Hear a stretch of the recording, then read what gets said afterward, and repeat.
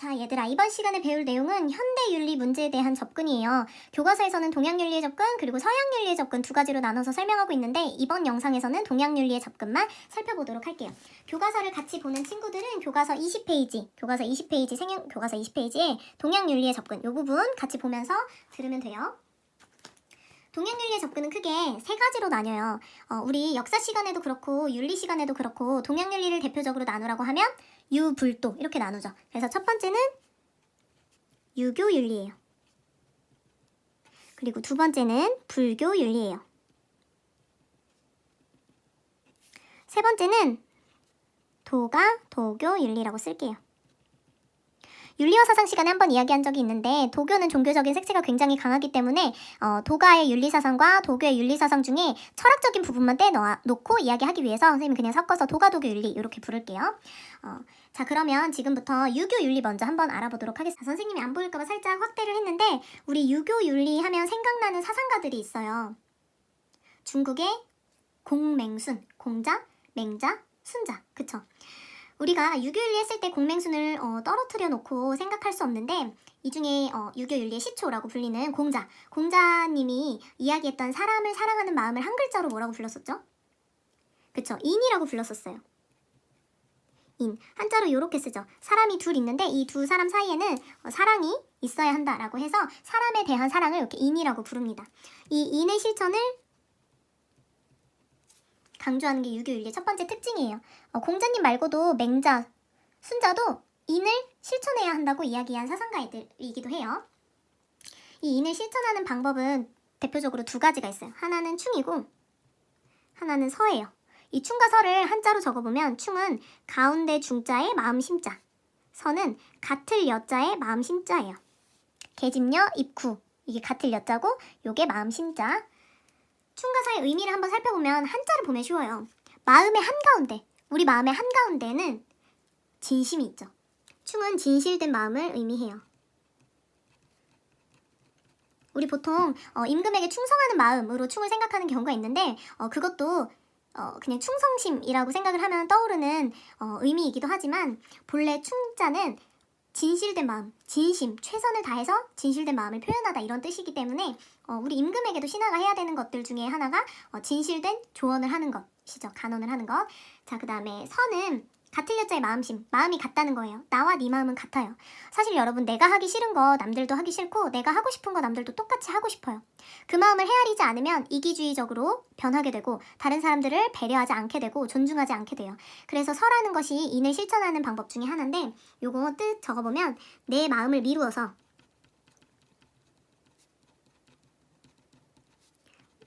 남의 마음을 헤아림이라고 볼 수 있어요. 네 글자로 바꾸면 뭐라고 부를 수 있을까요? 역지사지. 그래서 사실 우리가 사람을 사랑하는데 필요한 실천 방법으로 진심을 다하고 그쵸? 내 마음을 미루어서 남의 마음을 잘 헤아릴 줄 안다면 그 사람이 뭐에 속상하고 지금 뭐 때문에 힘든지 알고 있다면 우리 그 사람 충분히 관심 가지고 사랑해 줄 수 있어요. 그래서 이런 실천 방법을 통해서 현대 사회에 주는 시사점은 무엇이 있냐면 바로 인간 소외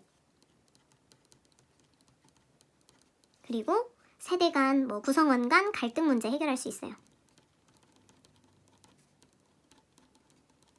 인간 소외라는 건 돈 때문에 혹은 직장에서 업무의 효율성 이런 것들 때문에 인간이 소외되는 것들 이런 것들을 해결하기도 하고요. 그 다음에 구성원 간의 갈등도 진실된 마음으로 남의 마음을 잘 헤아려서 배려한다면 무엇이든 해결될 수 있겠죠. 그래서 이런 시사점이 있다는 것이 인의 실천입니다. 자, 두 번째로는 관계에 따른 역할과 책임을 강조했다는 거예요. 관계에 따른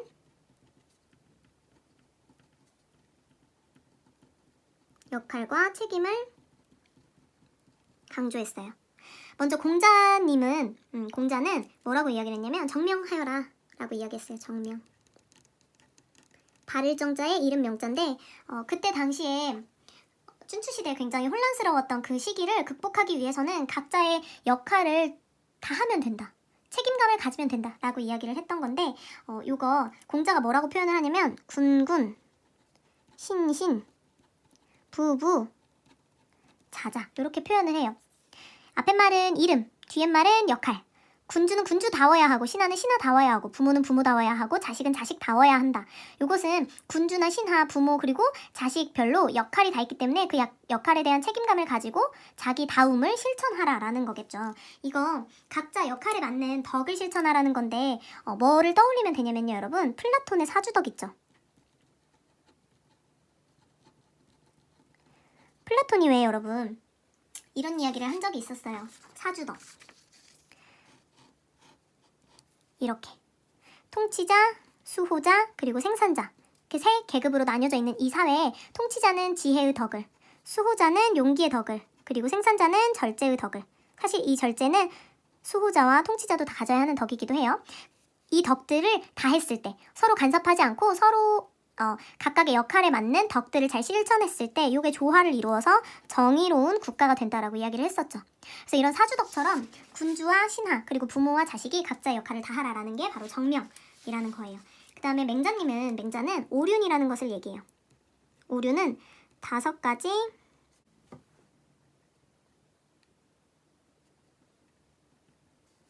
오륜이라는 건 5가지 인륜을 의미를 하는데 우리가 각각의 관계에 있어서 지켜야 할 인륜이 있어요. 윤리가 있는데 그걸 맹자가 5가지를 뭐로 표현을 했냐면 부자유친,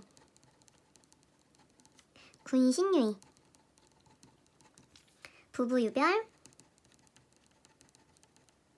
장유유서, 마지막으로 붕우유신이라고 이야기를 했어요. 여러분 이 5가지를 달달달 외우고 할 필요는 없어요. 각각의 관계별로 뭘 얘기하는 거냐면 부모와 자식 간에는 있을 유자예요. 있어야 한다. 친함이.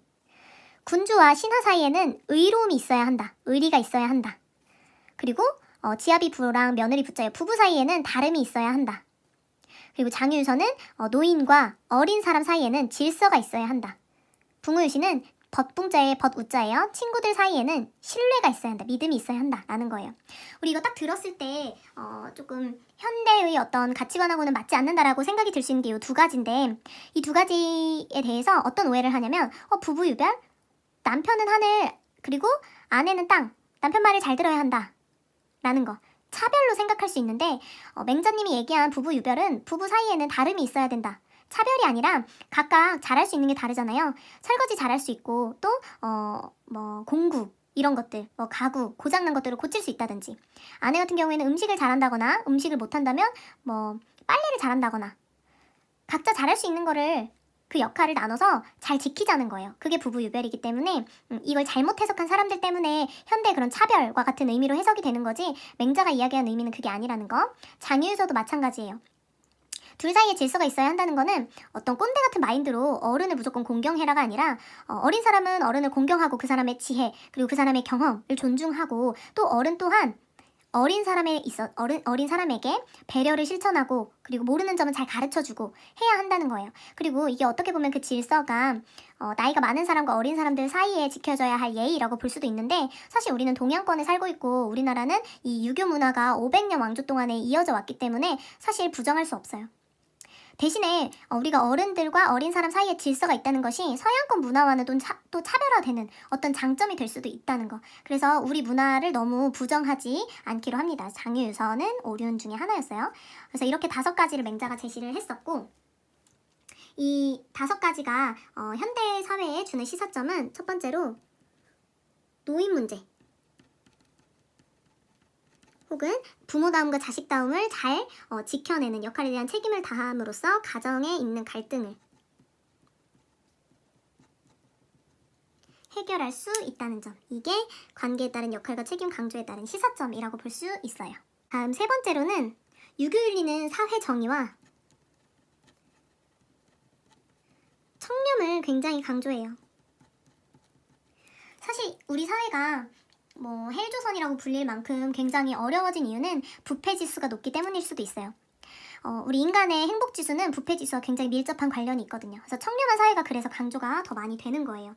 이 사회 정의와 청렴을 강조하는 사자성어 중에 견리사의라는 게 있어요. 견리사의도 한자를 적어보면 이거는 볼견자예요. 볼견자. 그 다음에 이익이자. 그 다음에 생각사자. 의로울 의자. 순서대로 해석해보면 이제 한자는 보통 뒤에서 앞글자로 해석을 하거든요. 이익을 볼 견자 본다면 생각해라. 의로움을 생각해라. 쌤이 적어볼게요. 이익을 보면 먼저 생각하라.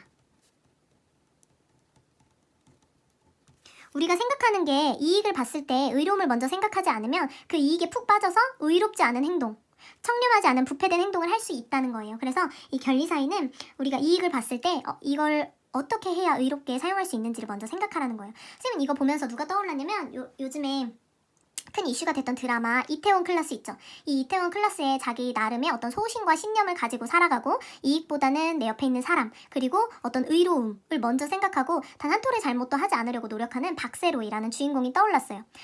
우리가 견리사이라는 의미가 확 와닿지 않는다면 이태원 클라스의 박세로이라는 주인공을 떠올려도 좋을 것 같아요. 그래서 이 사회 정의와 청렴을 강조한다는 점에서 현대 사회에 어떤 시사점을 주냐면 이기주의 그리고 만연한 부정부패를 해결할 수 있다는 거. 우리 모든 사람이 이익을 보고 의로움을 먼저 생각하고 이익 때문에 인간을 소외시키거나 갈등을 일으키지 않고 부정부패를 일으키지 않는다면 사실 행복지수는 훨씬 더 높아질 수 있겠죠. 그래서 이렇게 세 가지가 유교윤리가 강조했던 특징들이라는 거. 다음으로 불교윤리로 넘어가 볼게요. 불교의 특징은 첫 번째로 연기를 강조한다는 거예요. 연기. 여러분 연기 배웠었죠? 연기라는 거는 인연생기라는 네 글자를 줄여 말하는 거기도 한데요. 인연생기라는 건 뭘 의미하냐면 원인과 그 다음에 연이라는 건 연결되다 할 때 그 연이거든요. 원인과 어떤 조건에 의해서 모든 존재와 모든 상황들이 생겨나고 일어난다 라는 뜻이에요. 자 보면 이렇게 써있죠. 연기의 의미. 모든 존재와 현상은 여러 가지 원인 인자예요. 조건, 인연 연자예요. 조건의 결합으로 생겨난다는 뜻으로 만물이 상호의 의존 관계를 이루고 있음을 나타낸다 라고 했는데 인연생기가 바로 그런 뜻이에요. 그래서 나중에 생각이 안 날 수도 있으니까 선생님 의미를 적어둘게요. 모든 존재와 현상은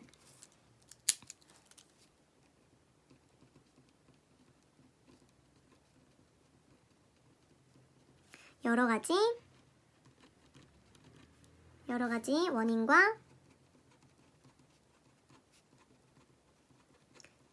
결과로 생겨난다는 거. 이거 무슨 의미냐면 여러분이라는 존재는 어머니와 아버지가 있었기 때문에 생겨날 수 있었죠. 근데 그 이전에 어머니와 아버지가 만나게 된 그런 경로들, 그런 과정들, 그런 것까지 생각하게 되면은 사실 그 사이에 무언가가 틀어져서 어머니와 아버지가 만나지 못했다고 생각해봐요. 여러분들 태어날 수 없었겠죠. 현상도 마찬가지예요. 우리가 맞이하게 되는 여러 가지 현상들은 여러 가지 원인과 결과로 인해서 생겨나는 거예요. 우리는 혼자 살아갈 수 없기 때문에 선생님이 만약에 이 영상을 찍게 된 것을 생각해보면 사실 코로나19라는 어떤 위기 상황이 닥치기도 했고 그리고 여러분들을 선생님이 만나기도 했고 여러분들에 대한 걱정을 쌤이 하기도 했고 그쵸? 그리고 그 외에도 선생님에게 여러 가지 압박들이 있었기 때문에 이거 해야 되지 않을까? 라는 생각이 들어서 이 영상이 나타나게 된 거예요. 즉 모든 존재와 현상은 불교에서 말하는 존재와 현상들은 다 여러 원인과 결과로 의해서 일어나기 때문에 혼자 살아갈 수 없고 나 혼자서 무언가를 할 수 없다는 것. 즉 만물은 전부 상호 의존 관계에 있다. 상호 의존 관계에 있다. 이게 불교 윤리의 어떤 특징이에요. 이 연기에 의해서 현대사회의 환경 윤리 문제를 해결할 수 있는 게 많아요. 우리는 공기가 없다면, 물이 없다면, 흙이 없다면 사실 살아갈 수 없어요. 우리가 쓰는 대부분의 에너지, 그리고 우리가 생존하는 데 필요한 것들은 자연도 포함돼요. 다른 인간들도 포함이 되지만 그래서 이 자연을 함부로 해치거나 하면 그게 결국에 우리에게 돌아온다는 거예요. 그래서 환경윤리에 시사점을 준다는 점. 그리고 이 인연생기와 관련해서 불교에서 강조하는 게 바로 자비예요. 자비. 우리는 모두 상호 의존되어 있기 때문에 모든 생명에 대해서 사랑하는 마음을 가져야 돼요. 자비라는 건 인과 같이 사랑하는 마음과 같은 의미거든요. 자비를 통해서 인간 생활에서는 이기주의를 극복할 수도 있고 따뜻한 공동체를 만들 수도 있어요. 자비의 한 예로는 스님들이 집신을 신고 다니는 이유. 사실 아주 작은 벌레들, 개미를 포함한 아주 작은 벌레들과 그 다음에 풀 이런 것들을 함부로 죽이지 않기 위해서거든요. 밑바닥이 아주 평평해버리면 밟고 지나가는 순간 그 밑에 있는 생명들은 모두 죽게 되겠죠. 그래서 최소한의 살생을 하려고 신고 다니는 집신. 이것이 자비를 의미하기도 합니다. 이거는 불교가 제시하는 실천 방법이에요. 바로 계율이라는 건데요.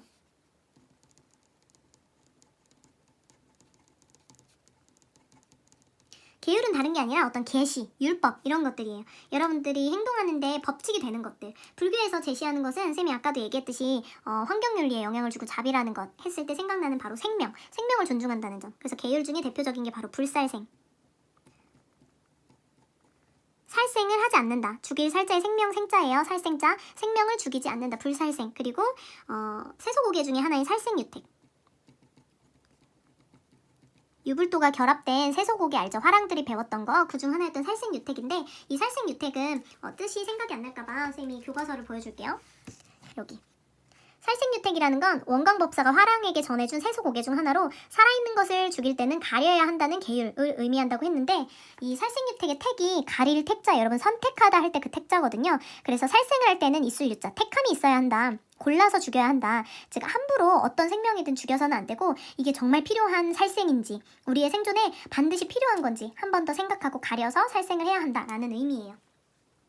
그 다음에 불교하면 또 생각나는 게 가만히 앉아서 부처님 앞에서 이제 명상을 하는 거죠. 세 번째는 내면의 성찰이에요. 내면의 성찰은 마음을 돌아보고 성찰하는 건데 이 성찰은 뭘 하라는 거냐면 집착과 번뇌에서 벗어나라는 거예요. 그래서 불성을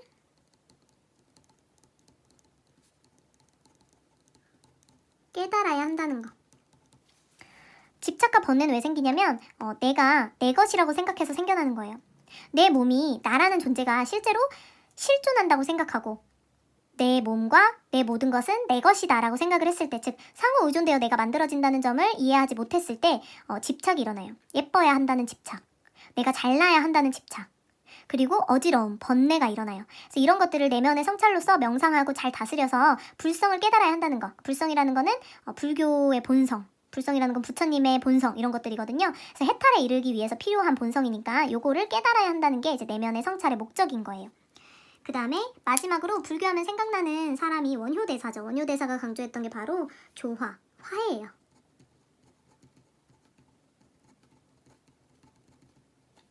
불교는 종교적으로 봤을 때도 다른 종교들을 잘 수용하고 인정하는 특징을 가지고 있죠. 그래서 다름에 대해서 화해하고 조화를 이루어야 한다는 그 원리를 강조한다는 특징이 있어요. 이것도 현실사회에 주는 많은 시사점들이 있겠죠. 자, 여기까지가 불교윤리였고 다음으로 도교윤리를 한번 알아볼게요. 도교윤리는 여러분 노자와 장자가 대표적인 학자여서 노장사상이라고 불리기도 해요. 노자와 장자. 이 도교윤리는 가장 중시하는 게 바로 자연, 무의예요. 이 도교윤리는 도라는 것은 자연과 같고 자연이라는 것은 한자를 풀었을 때 스스로 그러함, 무언가가 인위적인 게 없다 라는 의미로 무의랑도 같은 의미다라고 이야기를 하는데 그 자연, 무의, 그래서 도는 무의자연이다라고 이야기하는 대표적인 사상이에요. 이 도교윤리를 생각해보면 노자와 장자는 자연물들에 빗대어서 이런 사상들을 많이 설명하기도 했거든요. 첫 번째 특징부터 한번 볼게요. 첫 번째 특징은 만물을 평등하게 보는 도의 관점이라는 것을 강조해요. 만물을 평등하게 보는 도의 관점. 만물을 평등하게 보라는 건 뭘 의미하냐면은 인위적으로 구분하지 말라는 거예요. 우리 인위적으로 무언가를 구별하려고 하게 되면 인간과 동물 그리고 동물 안에서도 고등지식 동물과 하등지식 동물 이런 식으로 인위적으로 구별하게 되면 결국에 그 사이에 차별이 생긴다는 거예요. 인간이 동물보다 우위에 있다는 것, 고등지식을 가지면 하등지식을 가진 동물보다 훨씬 더 우위에 있다는 것 이런 차별들이 생기게 되고 우리의 자연적인 본성 자체를 해치게 된다는 거예요. 문제가 많죠. 그래서 차별 없이 바라보는 것을 뭐라고 부르냐면 도가 용어로 재물이라고 불러요. 재물이라는 건 차별 없이 있는 그대로 바라보기를 의미해요. 있는 그대로 어떻게 바라보냐면 평등하게 바라보는 거. 여러분 이런 차별이 어떤 방식으로 생겨나게 되냐면요. 교과서 23쪽에 이런 우화가 나와요. 자 보면 고전 장자에 드러난 자기중심적 사고의 폐해로 지금 새가 병져 누워있죠. 바다새가 노나라 교회로 날아와 앉자 노나라 임금은 그 새를 맞아서 잔치를 열어줬대요. 근데 여러분, 새를 생각했을 때 우리 인간들처럼 잔치를 좋아할까요? 아니죠. 새들이 먹는 음식과 인간이 먹는 음식은 달라요. 그래서 새는 도리어 눈이 어지럽고 근심과 슬픔에 잠겨 고기 한 점 먹지 못하고 술 한 모금 마시지 못한 채 사흘 만에 죽었다라는 장자의 지락편에 나오는 어떤 우화인데, 즉 이렇게 나 중심적으로 생각을 하고 평등하게 있는 그대로 바라보지 못하고 새도 나와 같을 거라고 생각하는 어리석은 시선, 이런 것들이 결국에는 본성을 해치게 되기 때문에 그렇게 하지 말자는 거예요. 새는 새대로, 그다음에 생선은 생선대로, 물고기는 물고기대로, 동물은 동물대로, 풀은 풀대로, 그리고 인간은 인간대로 있는 그대로 평등하게 바라보자는 거예요.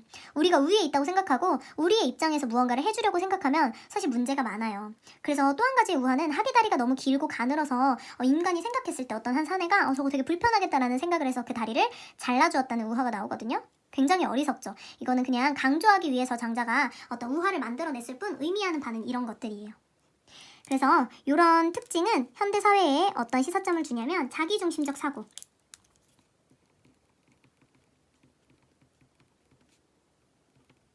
인한 문제를 해결해 준다는 점. 여러분도 그렇죠. 선생님이 생각하는 거랑 여러분들이 생각하는 거랑, 그리고 여러분들 친구 사이에서도 필요한 게 무엇인지 다 달라요. 근데 내가 필요한 게 남에게도 필요하겠다라고 생각을 그냥 섣부르게 하게 되면 차별이 생기고 본성을 해치게 된다. 다음으로 두 번째 특징은 무의자연이에요.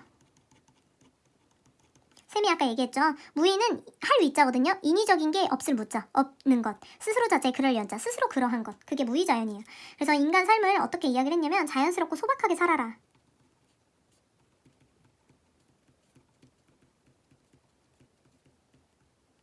자연스럽고 소박한 삶을 강조해요. 인위적인 것들을 계속해서 만들어내지 말고 돈이라든지 여러 기관이라든지 이런 것들을, 인위적인 법들이나 이런 것들을 만들게 되면 우리의 본성을 해칠 수 있기 때문에 그냥 우리가 태어난 대로 자연의 한 존재로서 소박하게 살아가라라는 거예요. 그래서 이게 사실 우리가 만들어 놓은 법과 자본주의, 돈 이런 것들에 의해서 생겨나는 어떤 인간성 상실이라든지 소박하지 못하게, 그리고 자연스럽지 못하게 남들이 명품백을 든다고 그 명품백을 사고 싶어 하고, 남들이 플렉스 한다고 나도 플렉스 하고 싶어 하는 그런 마음으로 인해서 찾아오는 마음의 병, 우울증, 그리고 결국에는 자살하는 이런 문제들까지 성찰하게 만드는 특징 중에 하나예요. 우리가 그렇게 소박하지 않게 사치스럽게 살아야 할까? 그게 우리의 자연적인 본성일까? 라고 한 번쯤은 성찰하게 해주는 도교의 두 번째 특징이었고, 마지막 특징은 생태적 자연관을 가지고 있다는 거예요. 우리 나중에 환경윤리에서 배울 자연관 중에 하나인데, 이 생태적 자연관은 가장 대표적으로 우리는 인간이 어떤 문제를 해결할 수 있다고 생각하잖아요. 동물들은 이성적으로 판단하고 환경 문제를 해결할 수 없잖아요. 근데 이 도가 도교에서는 인간도 똑같다. 인간이 자연을 어찌할 수 없다. 인간도 자연의 일부일 뿐이다.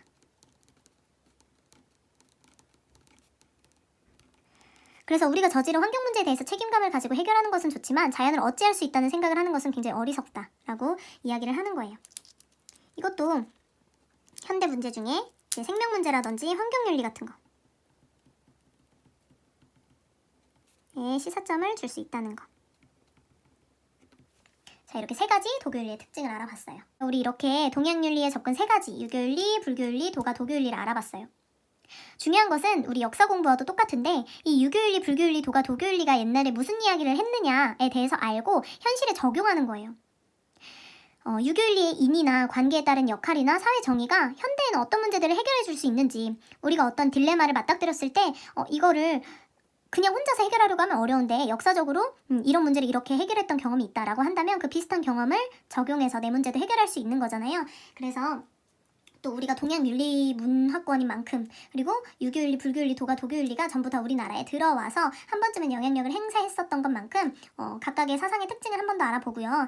더 자세한 내용을 알아보고 싶은 친구들은 윤리와 사상 교과서 동양윤리 파트를 한번 살펴보는 것도 나쁘지 않을 것 같아요. 쌤이 따로 과제로 막 내주지는 않을 건데, 교과서 보면은 24쪽에 이런 생각 키우기 문제가 나오거든요. 선생님 짝꿍 바꿔주세요. 새로 전학 온 친구가 제 짝이 돼서 마음에 들지 않아요 라고 학생이 이야기를 했을 때 선생님이 어떤 조언을 해주면 좋을까에 대해서 요거 한번 적용해봤으면 좋겠거든요. 그래서 유교윤리, 불교윤리, 도교윤리 각각이 다 나와 있기는 하지만 불교윤리만 니은으로 나와 있는데 다른 생각이 있으면 다른 걸로 또 대체해서 대답을 한번 만들어보는 것도 재미있을 것 같아요. 그래서 24쪽에 있는 생각 키우기 문제 한번 더 보면서 적용하고 복습해봤으면 좋겠고, 이걸로 동양윤리 접근을 마치도록 할게요. 지금 다음 영상에서 서양윤리 접근으로 설명해주겠습니다.